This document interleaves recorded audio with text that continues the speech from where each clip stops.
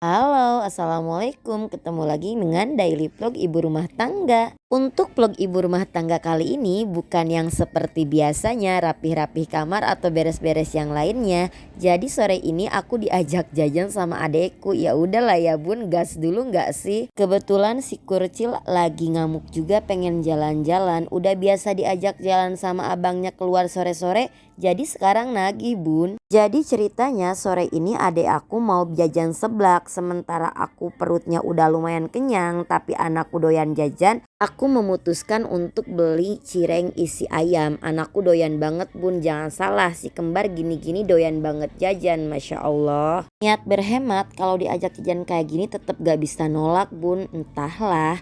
Oke bunda, setelah selesai semua akhirnya nyampe rumah dan kita mau menikmati jajanan yang kita beli ya bun. Nah kan si kembar udah ribet aja nih minta dibukain cirengnya. Oke kita lanjut makan ya bun. Ini cirengnya murmer banget loh bun, satunya cuman 1.000-an. Kalau aku beli cireng ya ini dia, adekku jajannya seblak, seblaknya juga endul banget. Pokoknya rekomen ya bun untuk daerah Barengkok dan sekitarnya. Terima kasih.